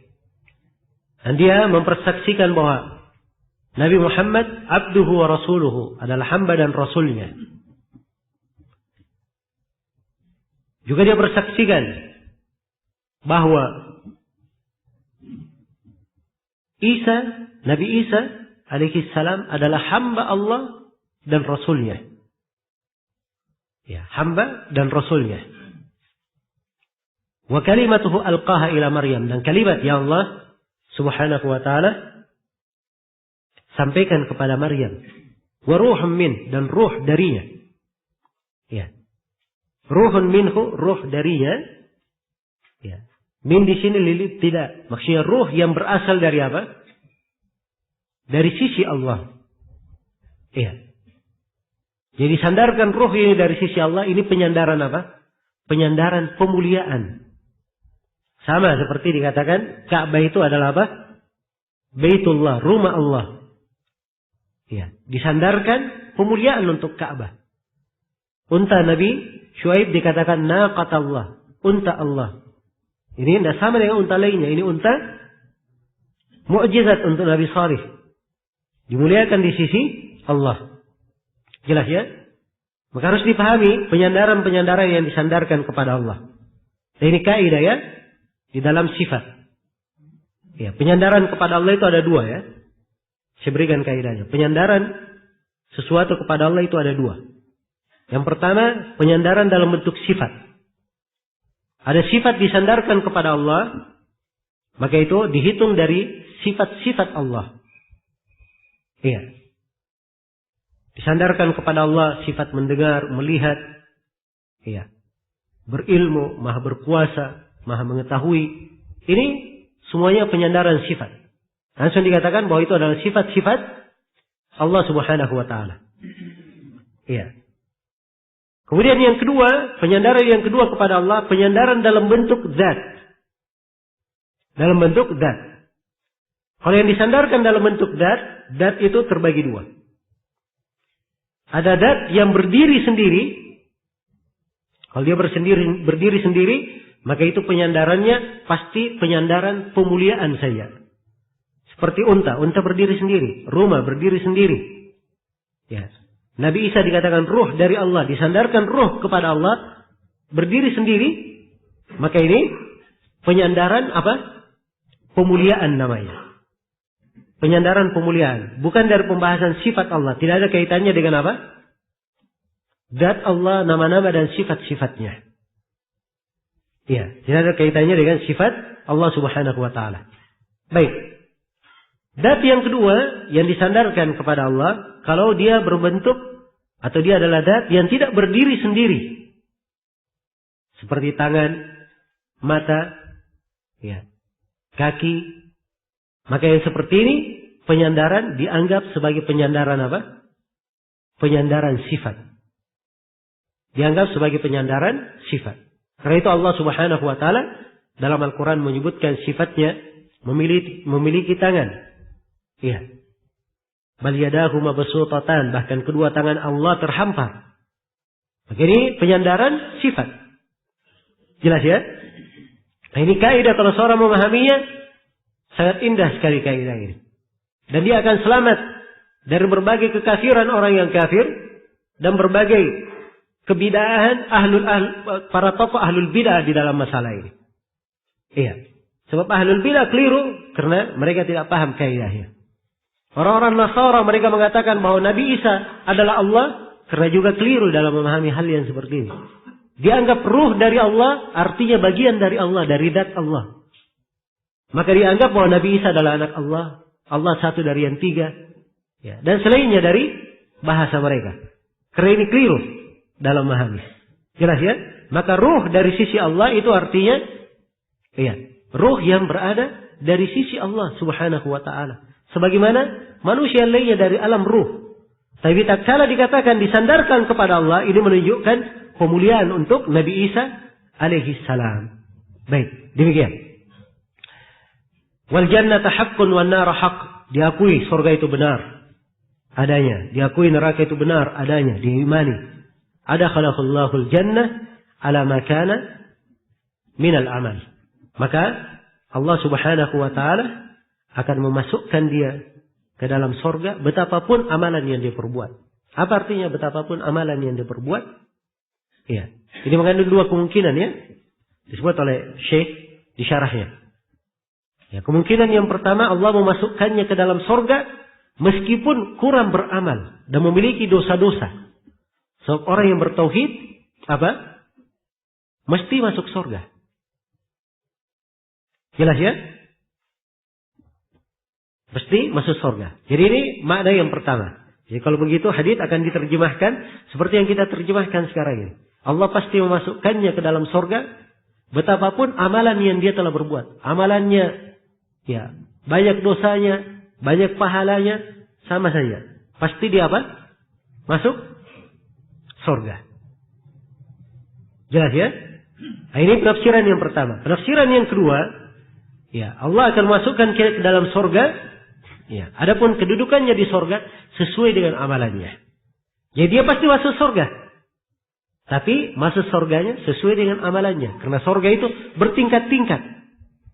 Tingkatannya di surga sesuai dengan amalan yang dia lakukan. Sesuai dengan amalan yang dia lakukan. Baik. Ya, dan perlu diketahui ya bahwa rahmat Allah di surga sangat luas sekali. Ya, mungkin kita sering mendengar ya hadits orang yang paling terakhir keluar dari apa? Dari neraka. Paling terakhir keluar dari neraka. Iya. Sudah saking lamanya di neraka. Berbagai kepedihan yang dia alami. Ya, dia berdoa kepada Allah. Ya, dan bersumpah dengan sumpah-sumpah yang berat. Ya Allah, keluarkan saya dari neraka. Ya, saya bersumpah, dia ucapkan berbagai sumpah. Saya tidak minta kecuali itu saja, dikeluarkan dari neraka. Ya, Allah berfirman kepadanya, wahai anak Adam, barangkali kalau saya kabulkan doamu, kamu akan apa? Akan minta yang lainnya. Dia sumpah dengan segala sumpah yang dia sanggup bahwa dia apa? Tidak minta yang lainnya, cuma itu yang dia minta. Maka Allah kabulkan doanya, ia pun dikeluarkan dari neraka. Ya, begitu dia berada antara surga dan neraka, dia lihat surga di kejauhan, ya, maka tidak sabar. Dia berdoa lagi, ya Allah dekatkanlah saya ke surga. Demi Allah saya tidak akan minta kecuali itu saja. Ya. Allah berfirman kepadanya, betapa pengkhianatnya kamu anak Adam. Ya. Terus dia bersumpah dan memohon. Didekatkanlah ia ke surga. Ya, sudah dekat. Ya. Kembali dia ulangi permintaannya. Nah, akhirnya dia dimasukkan ke surga. Allah perintah kepadanya, berhayallah kamu, apa yang kamu inginkan di surga. Berhayal. Terus dia berhayal. Apa yang dia inginkan? Terus dia berhayal. Ya, selesai hayalannya. Allah berfirman, berhayal terus. Sampai dia berhayal, habis sudah. Tidak ada lagi yang bisa dihayalkan. Tidak ada lagi yang bisa dihayalkan. Maka Allah Subhanahu wa taala memberikan untuknya 10 kali lipat dari apa yang dia hayalkan. Ini orang yang paling terakhir apa? Masuk ke dalam surga. Iya. Dan perlu diketahui ya bagaimana ya, kenikmatan di dalam surga tersebut. Semoga Allah Subhanahu wa taala memuliakan kita semua dengan surga. Iya. Baik. Jadi ya, surga itu bertingkat-tingkat. Dan Allah Subhanahu wa taala di atas penafsiran hadits yang kedua, ya, seorang mukmin itu dimasukkan ke dalam surga sesuai dengan apa? Ya, sesuai dengan tingkat amalannya. Baik, ada beberapa pembahasan atau sebelumnya makna global dari hadits. Rasulullah mengabarkan kepada kita dalam rangka menerangkan keutamaan dan kemuliaan tauhid bahwa orang yang mengucapkan syahadataini dalam keadaan mengerti maknanya dan beramal dengan konsekuensinya secara lahir dan batin, ya, menjauhi sikap berlebihan dan meremehkan hak dua nabi yang mulia, Nabi Isa dan Nabi Muhammad alaihi wassalam, yang mengakui kerasulan dan kehambaan keduanya, dan dia mengakui, ya, dan juga meyakini bahwa kedua nabi ini sedikit pun tidak memiliki kekhususan dalam sifat rububiyah, serta meyakini keberadaan surga dan neraka sebagai tempat dia kembali, ya, meskipun dia pasti akan masuk ke dalam surga meskipun muncul perbuatan-perbuatan maksiat yang dia lakukan selain dari kesyirikan. Ya, kalau dia berbuat maksiat harus selain dari apa? Kesyirikan. Sebab akan datang syirik itu tidak diampuni. Baik. Jadi ini makna global dari hadis. Hubungan hadis ini dengan bab sangat jelas ya.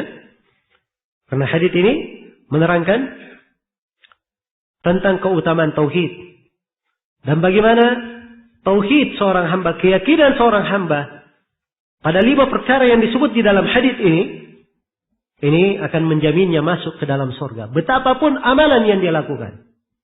Betapapun amalan yang dia lakukan. Iya. Baik. Di dalam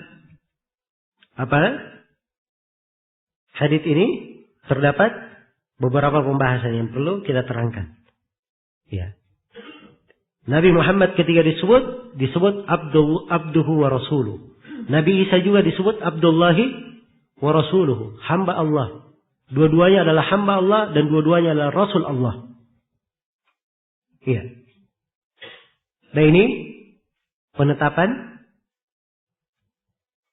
dan penegasan sikap pertengahan di dalam berakidah.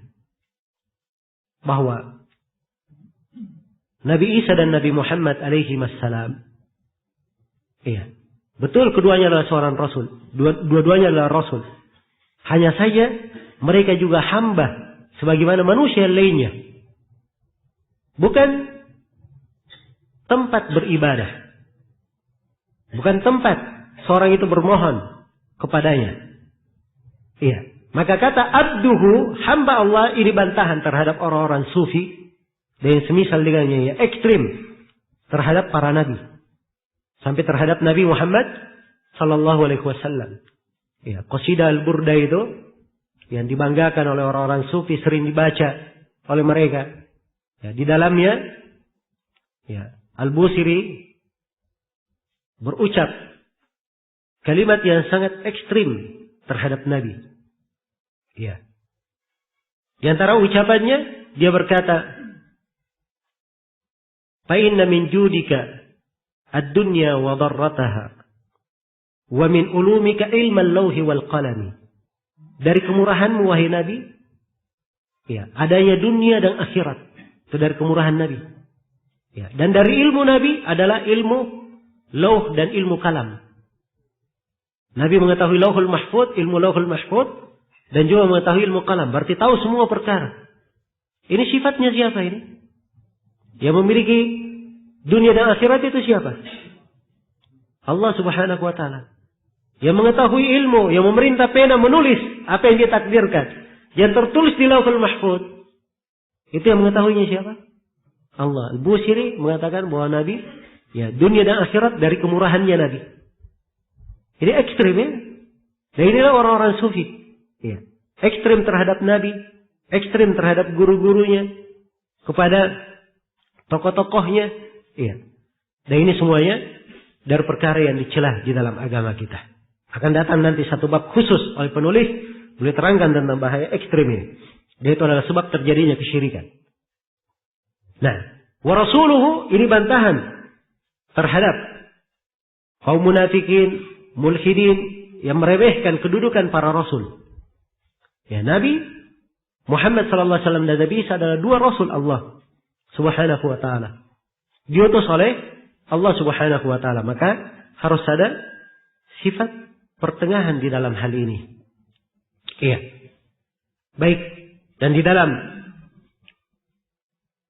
penyebutan, ya, sorga dan neraka, kita wajib mengimani adanya sorga dan neraka.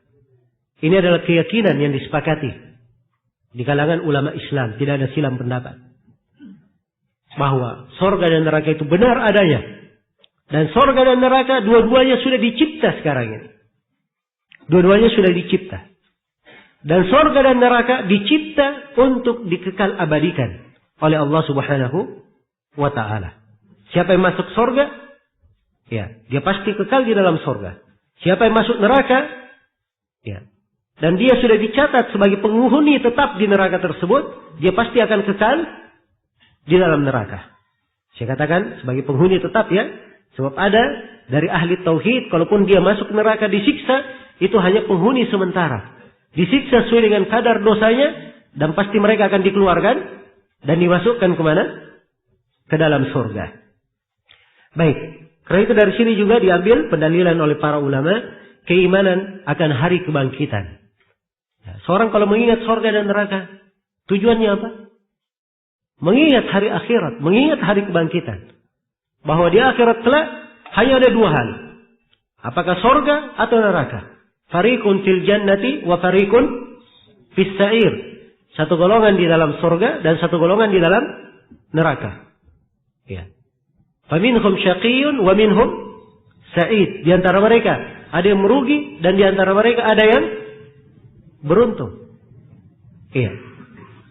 Dan ini dua keadaan manusia pada hari kiamat. Tidak yang keluar dari dua keadaan ini. Karena itu, ini peringatan, ya, agar supaya keyakinan ini kokoh dalam hati. Ya, kalau di dalam hatinya selalu tergambar alam akhirat itu, maka dia akan semakin kuat, ya, beramal dan menjaga tauhidnya kepada Allah Subhanahu wa ta'ala. Baik, di sini Syekh menyebutkan beberapa faedah dari hadis di halaman 29. Ya, yang pertama keutamaan tauhid. Bahwa sungguhnya Allah menghapuskan dosa-dosa hambanya dengan sebab tauhidnya. Yang kedua, luasnya keutamaan dan kebaikan Allah. Yang ketiga, kewajiban menjauhi sifat berlebih-lebihan dan meremehkan hak para nabi dan orang-orang salih. Ya, maka kita tidak boleh mengingkari keutamaan mereka, tidak pula berlebih-lebihan terhadap mereka sampai memalingkan suatu ibadah kepada mereka, seperti perbuatan orang-orang bodoh dan sesat. Nah, sebagian orang kadang datang melakukan ibadah haji. Masya Allah, ibadah haji, ya, luar biasa. Ya. Bagaimana dia mengeluarkan harta untuk berangkat haji, ya, menunggu untuk berangkat haji, berbagai upaya dia lakukan. Sampai di sana berdoanya bukan kepada Allah, tapi berdoa kepada siapa? Datang ke kuburan Nabi, berdoa kepada Nabi. Ya. Datang haji, tetapi dia sendiri membatalkan apa? Membatalkan hajinya. Nah, karena itu Nabi Muhammad SAW, ya, seorang Rasul, tapi beliau juga seorang hamba. Dan hamba itu beribadah kepada Allah, bukan diibadahi. Hamba itu fakir kepada Allah. Sama dengan manusia lainnya, fakir kepada Allah. Bukan tempat untuk meminta hajat, memohon pertolongan, dan selainnya seperti yang disangka oleh sejumlah dari kaum muslimin yang tidak memahami agama. Kemudian yang keempat, bahwa akidah tauhid menyelisihi seluruh agama kekafiran, baik Yahudi, Nasrani, penyembah berhala maupun Dahriyah. Nah, ini saya kesimpulan dari Syekh ini beliau bahasakan dari bahasa Imam Nawawi rahimahullahu taala. Ya, dan saya perhatikan dari fawaid yang disebut oleh Syekh Shalal Fauzan di dalam kitab ini, kebanyakannya beliau ringkas dari kitab Taisir Al-Aziz Al-Hamid dan Fathul Majid. Iya. Dan memang ada beberapa istinbat yang memang berasal dari diri beliau sendiri, hafizahullahu taala. Baik. Kemudian yang kelima, bahwa jadi akidah tauhid yang keempat tadi, akidah tauhid menyelisihi seluruh agama kekafiran. Iya, seluruh agama kekafiran. Sebab 5 hal yang disebut di dalam hadis itu adalah pokok keyakinan dan diimani oleh ahli tauhid. Dan ini diselisihi oleh agama-agama kekufuran yang mereka mempersekutukan Allah di dalam ibadah, berlebihan kepada para rasul. Ya, dan sebagiannya sama sekali ada yang mengingkari hari kebangkitan. Nah, kemudian yang kelima, bahwa pelaku maksiat dari kalangan orang-orang yang bertauhid tidak kekal di dalam neraka. Ya, sebab mereka pasti masuk surga bagaimanapun amalannya. Karena itu di sini saya perlu tambih ada khalaqallahuul jannah, Allah akan masukkan dia ke dalam surga. Masuk ke dalam surga ini mungkin masuknya dukhulan awwaliyan, langsung masuk, atau dia masuk ke surga setelah apa? Setelah dia disaring di neraka. Tapi akhirnya pasti apa? Masuk surga. Jelas ya? Akhirnya pasti masuk surga. Nah, baik. Ini hadis yang pertama. Kemudian hadis yang kedua, kata penulis rahimahullahu taala, walahuma fi hadithi itban. Ya. Dan juga bagi keduanya, yaitu Al-Bukhari dan Muslim, pada hadits Itban, yaitu hadits Itban Ibn Malik radhiyallahu taala anhu, fa inna Allah harrama 'ala an-nar man qala la ilaha illallah yabtaghi bidzalika wajha Allah. Sesungguhnya Allah mengharamkan neraka bagi orang yang mengucapkan la ilaha illallah dalam keadaan mengharap wajah Allah dalam hal tersebut. Iya. Kayak gini hadits Itban Ibn Malik Al-Ansari radhiyallahu taala anhu. Juga dalam riwayat Al-Bukhari dan Muslim. Ya, ditegaskan, fa inna Allaha harrama 'alan nar. Sungguhnya Allah mengharamkan neraka itu terhadap orang yang mengucapkan la ilaha illallah. Ini sama ada yang memasukkan. Ya, kalau memasukkan surga mungkin langsung masuk, atau mungkin masuk setelah proses neraka. Dengan bahasa lain akhirnya dimasukkan. Ya. Jadi ada 2 kemungkinan. Masuk surga, langsung masuk, atau akhirnya dimasukkan. Demikian pula diharamkan. Diharamkan dari neraka mungkin pengharaman selama-lamanya. Sama sekali tidak pernah masuk ke neraka. Atau mungkin pengharaman setelah ia disiksa di dalam neraka, kemudian diharamkan selama-lamanya. Jelas ya? Baik. Ini 2 hal. Ya. Dan demikian ya, cara seorang memahami hadits-hadits. Ya, dia harus pahami dengan pemahaman yang benar. So, kalau dia baca teks hadits ini saja, dia tidak mengerti ada hadits-hadits yang lain. Ya. Maka inilah letak kekeliruan. Letak kekeliruan. Ya. Karena itulah dari kekuatan ilmu para ulama kita dari dahulu hingga hari ini, mereka dalam pembahasan tauhid, pokok tauhid tidak ada silang pendapat.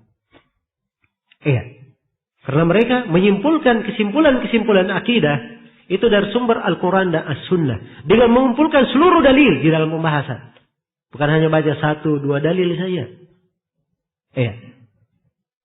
Yang menjadi masalah dan ini pokok penyimpangan pada sejumlah firqah-firqah sesat, dia hanya mengambil 1 dalil, tapi dia apa?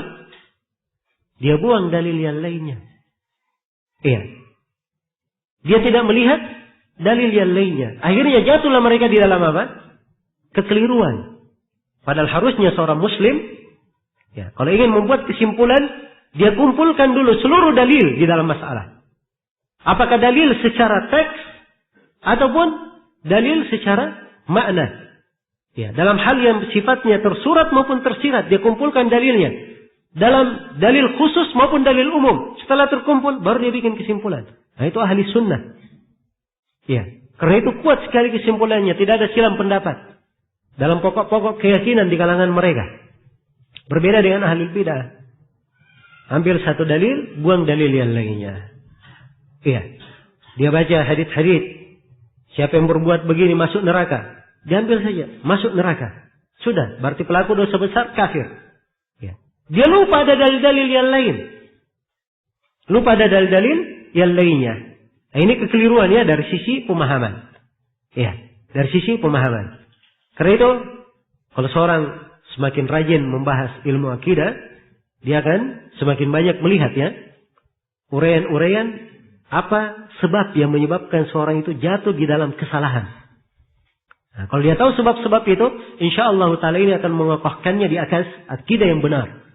Ya, dan tidak menjatuhkannya di dalam kesalahan-kesalahan. Ya, walaupun seorang mukmin mungkin saja jatuh dalam kesalahan, tapi kalau dia belajar akidah yang benar, maka ini akan membantu dia untuk kokoh di atas jalan yang lurus dan memeliharanya ya dari kesalahan. Baik. Iya. Fa inna Allah harrama 'ala an-nar man qala la ilaha illallah yabtaghi bidzalika wajha Allah. Sungguhnya Allah mengharamkan terhadap neraka orang yang berucap la ilaha illallah. Ya. Dia berucap la ilaha illallah, dia mengharapkan dengannya wajah Allah. Apa artinya mengharapkan wajah Allah? Maksudnya dia melakukan hal tersebut ikhlas dari hatinya. Ikhlas dari hatinya. Nah, itu konsekuensi ya. Tapi di dalam hadis ini tetap ditegaskan penetapan sifat wajah bagi Allah. Sebab wajah Allah itu wajah disandarkan kepada Allah, itu penyandaran sifat namanya. Ya. Karena itu keliru ya di terjemahan Al-Quran. Ya, silahkan baca terjemahan makna-makna Al-Quran dalam bahasa Indonesia. Ya. Nah, saya beri contoh yang paling mudah kita dapat. Illa btigha'a wajhi rabbikal a'la. Ya, di surah Al-Lail, kecuali mencari wajah Rabbmu yang maha tinggi. Harusnya begitu diterjemahkan, tapi ini tidak. Kecuali mencari keridhaan apa? Allah. Wajah diartikan apa? Keridhaan Allah. Ini keliru ya. Tidak sejalan dengan akidah yang benar. Iya. Kita tetapkan sifat wajah. Mengharap wajah Allah dengan hal tersebut. Ya. Apa artinya mengharap dengan wajah Allah? Itulah makna keikhlasan.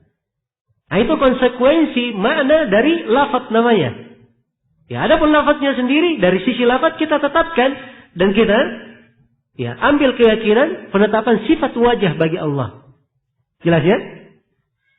Kita tetapkan sifat wajah bagi Allah. Dan inilah kedetailan para ulama di dalam memahami ayat-ayat Al-Quran. Iya. Memahami ayat-ayat Al-Quran. Baik. Iya. Jadi dia mencari, mengucapkan la ilaha illallah dengan mengharap wajah Allah. Dengan ikhlas dari hatinya dan meninggal di atas hal tersebut.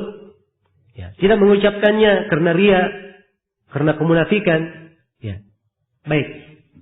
Mana hadis secara global bahwa Rasulullah mengabarkan dengan kabar yang tegas bahwa orang yang mengucapkan la ilaha illallah dengan tujuan seperti yang ditunjukkan oleh kalimat itu, berupa keikhlasan, tidak berbuat kesyirikan, serta mengamalkan hal tersebut secara lahir dan batin, kemudian dia meninggal dalam keadaan seperti itu, dia tidak akan disentuh oleh api neraka pada hari kiamat. Iya. Dan ini tentunya tidak akan disentuh oleh api neraka pada hari kiamat, ini kalau tauhidnya sempurna. Tauhidnya apa? Sempurna. Iya. Dan akan datang nanti disebutkan oleh Syekh di Fawaid. Baik. Hubungan antara hadis dengan bab. Hadis ini terdapat dalil yang sangat terang tentang keutamaan tauhid. Sebab jelas sekali ya, orang yang bertauhid, ya, dia meninggal di atas tauhid, dia pasti selamat dari neraka. Nah, itu maknanya dosa-dosanya dihapuskan. Sebab tidak ada yang namanya manusia, ya, tidak memiliki apa? Tidak memiliki kesalahan dan dosa. Nah, jadi kalau dia meninggal di atas tauhid, maka dia akan dimasukkan ke dalam surga, diselamatkan dari api neraka. Baik, diselamatkan dari api neraka. Dan di sini penulis rahimahullah ada pembahasan lain yang beliau maksudkan di sini. Beliau ingin menafsirkan kalimat la ilaha illallah. Bahwa la ilaha illallah itu bukan sekadar diucap saja. Dia berkata la ilaha illallah, tidak ada konsekuensinya, tidak ada syaratnya. Tidak ada syarat dari la ilaha illallah. Di antara syaratnya, perhatikan di sini. Dia mengucapkan la ilaha illallah, dia cari dengannya wajah Allah. Dengan ikhlas dia mengucapkannya. Dengan ikhlas dia mengucapkannya. Dalam hadits Abu Hurairah riwayat Al-Bukhari, as'adun nasi bi syafaati yaumil qiyamah man qala la ilaha illallah khalisan min nafsihi. Orang yang paling beruntung mendapatkan syafaatku pada hari kiamat adalah siapa yang berucap la ilaha illallah, ikhlas dari dirinya. Dan ingat ya, keutamaan la ilaha illallah disebut dalam hadis dengan banyak lafaz. Ada yang disebut dia mengucapkan la ilaha illallah karena dia yakin terhadap kandungannya. Di sebagian hadis dia mengucapkan la ilaha illallah, dia tidak ragu terhadapnya. Iya. Di sebagian hadis, iya, dia menyebutkan la ilaha illallah dengan mengetahui maknanya. Iya. Ini menunjukkan bahwa ada konsekuensi dari la ilaha illallah. Ada konsekuensi dari la ilaha illallah. Bukan sekadar pengujaran saya, pengucapan saya. Iya. Sebab kalau hanya sekedar diucapkan saja, sudah kaum munafikin semuanya masuk surga. Ya kan? Sebab kaum munafikin sudah berucap la ilaha illallah. Ya. Bahkan ikut berjihad lagi. Walaupun menggombosi di tengah jalan. Ya. Harusnya masuk surga. Tapi bersama dengan itu, Allah berfirman tentang kaum munafikin, innal munafikina fid darkil asfali minan nar. Sungguhnya kaum munafikin di lapisan neraka paling bawah. Ucapannya tidak bermanfaat. Kenapa? Tidak ada keyakinan terhadap kalimat la ilaha illallah. Dia tidak beramal dengan konsekuensinya. Ya, karena itu titik penekanan yang ingin saya ingatkan di sini, bahwa kalimat la ilaha illallah itu ada maknanya. Ada rukunnya. Dan ada konsekuensi-konsekuensinya. Ada keharusan-keharusannya. Nah, ini harus kita pahami. Harus kita pahami. Ini sekedar saya ingatkan saja dulu di sini, sebab akan datang nanti ya bab khusus. Kita akan bercerita tentang tafsir la ilaha illallah. Tafsir la ilaha illallah. Baik. Jadi penulis di sini rahimahullahu taala sengaja membawakan hadis ini untuk beliau mengisyaratkan bahwa keutamaan la ilaha illallah itu harus disertai dengan apa? Dengan penyebutan syaratnya. Iya, dengan memperhatikan syarat dan ketentuannya. Iya. Baik. Faedah hadis di halaman 31. Keutamaan tauhid, bahwa tauhid membebaskan pemiliknya dari neraka dan menghapuskan dosa-dosanya. Yang kedua, bahwa ucapan tanpa keyakinan hati tidaklah cukup bagi keimanan. Sebagaimana keadaan kaum munafikin, sekedar dia ucap la ilaha illallah tapi tidak ada keyakinan dalam hati, tidak ada manfaatnya. Iya. Demikian pula sebaliknya, keyakinan hati tanpa ucapan tidak cukup bagi keimanan.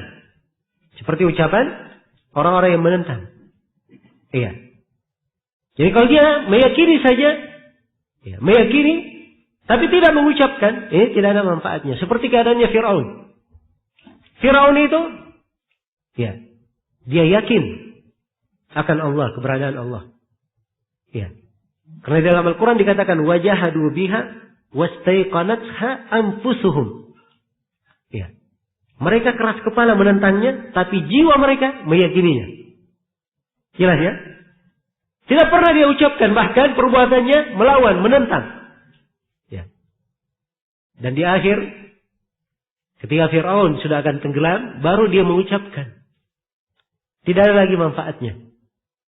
Tidak ada lagi manfaatnya. Sebab nyawa sudah tenggorokan. Tidak bermanfaat ucapan tersebut. Jelas ya? Baik, karena itu, ya, ucapan la ilaha illallah harus disertai dengan keyakinan. Dengan demikian pula keyakinan tidak cukup, harus ada ucapan dengan lisan. Ucapan dengan lisan akan hal tersebut. Ini dari konsekuensi la ilaha illallah. Nah, baik. Ya, dan di sini ada yang bertanya, bagaimana dengan orang yang akan meninggal? Dia sudah memahami makna la ilaha illallah. Ya. Dia telah mengucapkannya, tapi tidak ada yang mendengarkannya. Iya. Atau dia akan mengucapkan, tapi khawatir karena orang di sekitarnya semuanya apa? Kafir, mungkin membahayakannya, dia tidak ucapkan. Tapi dia telah meyakini. Ya. Ini pembahasannya lain ya. Dan di sini Syekh rahimahullah, ya. Atau Syekh hafizahullah ini menerangkan tentang harusnya mengucapkan. Kalau dia di tengah kaum muslimin, hidup sebagai kaum muslimin, oh saya juga muslim. Ya.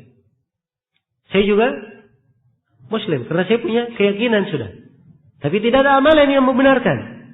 Bahkan pekerjaannya, ya, dia ke tempat peribadatan orang-orang kafir, ya. Tidak menghadiri sholat berjamaah, tidak melaksanakan ibadah di bulan Ramadan, tidak ada kegiatan kaum muslimin yang dia lakukan. Maka ini, ya, menunjukkan bahwa apa yang ada di dalam hati tidak benar. Apa yang ada di dalam hati tidak benar. Iya. Jadi harus ada kesesuaian antara dua hal. Kemudian di dalam hadits ini diharamkan neraka itu terhadap orang yang memiliki tauhid yang sempurna. Ini bahasa dari Syekh penting ya. Pengharaman neraka selama-lamanya kalau tauhidnya apa? Tauhidnya sempurna. Bagaimana kesempurnaan tauhid itu? Nah, ini pembahasan bab yang akan datang. Pembahasan bab yang akan datang. Bagaimana cara menyempurnakan tauhid? Di pembahasan bab yang akan datang. Jadi kalau tauhidnya sempurna, itu pasti tidak disentuh oleh api neraka. Iya. Kalau tauhidnya sempurna. Tapi kalau tauhidnya tidak sempurna, karena kurang, ada kewajiban yang dia langgar, hilang, kurang tauhidnya, maka dia kalau masuk di dalam neraka disiksa sesuai dengan apa? Kadar dosanya saja. Sebab dasar tauhidnya sudah benar, sudah syah. Hanya saja tidak sempurna. Tidak sempurna. Ya, karena itu perhatikan ya bahasa Syekh di sini. Memiliki tauhid yang sempurna. Nah, kemudian yang kelima, bahwa amalan tidak bermanfaat kecuali dengan ikhlas dan mengharap ya, wajah Allah serta benar sesuai dengan sunnah Rasulullah sallallahu alaihi wasallam. Ditambah oleh Syekh di sini ya, sesuai dengan sunnah. Karena ini memang konsekuensi. Ya, diucapkan la ilaha illallah tidak cukup dia ikhlas saja. Tapi harus dengan apa? Mencocoki sunnah Rasulullah sallallahu alaihi wasallam. Kemudian yang kedua, orang yang mengucapkan la ilaha illallah, ya, tapi tetap berdoa kepada selain Allah, ucapannya tidaklah bermanfaat. Seperti keadaan para penyembah kubur pada hari ini. Mereka mengucapkan la ilaha illallah, tapi mereka juga justru berdoa kepada orang yang sudah meninggal dan mendekatkan diri kepada orang tersebut. Iya. Dia mengucapkan la ilaha illallah, tapi dia langgar konsekuensi dari la ilaha illallah. Iya. Ucapan la ilaha illallah, tapi perbuatannya mendustakan ucapannya. Perbuatannya mendustakan ucapannya. Dan ini tidak benar. Kemudian yang ketujuh, terdapat penetapan sifat wajah bagi Allah Azza wa Jalla sesuai dengan kemuliaan dan keagungannya. Ya. Perhatikan ya. Ini dari istimbat yang sangat indah dari Syekh Hafizahullahu Ta'ala. Baik, selesai sudah hadits yang kedua ya. Hadits yang berikutnya insyaAllah kita selesaikan besok. Dan ini sebenarnya pembahasan besok ini diantara pembahasan yang penting. Ya, bab yang kedua tentang tahqiq tauhid. Ini dari bab-bab yang sangat penting. Intinya sampai bab yang kelima itu dasar pokok ya. Nah, dasar pokok. Dan saya mengimbau kepada seluruh hadirin untuk menjaga diri, menghadiri kajian di 5 bab ini. Agar supaya paham betul apa yang disebut dengan tauhid. Ya, bagaimana kaidah dasar untuk menyempurnakan tauhid. Semoga Allah Subhanahu wa taala memberikan keberkahannya kepada kita semua dan memberikan kekuatan untuk kita semua untuk melanjutkan segala ketaatan kepadanya. Innahu waliyyu dzalika wal qadiru alaih. Subhanakallahumma wa bihamdik asyhadu an la ilaha illa anta astaghfiruka wa atubu ilaik. Untuk pertanyaan-pertanyaan, kalau ada pertanyaan tidak apa-apa, dikumpul aja dulu. Ada yang bertanya di pelajaran walaupun hari ini dia bertanya, masuk kertasnya sebelum jawab, saya akan pegang. Ya, dan saya akan berikan waktu-waktu tertentu kapan ada waktu kosong. Ya, saya akan jawab pertanyaan-pertanyaan insyaallah taala. Baik, dan tolong pertanyaannya berkaitan dengan materi ya. Sebab kalau di luar materi, ya ini banyak sekali pertanyaan nantinya.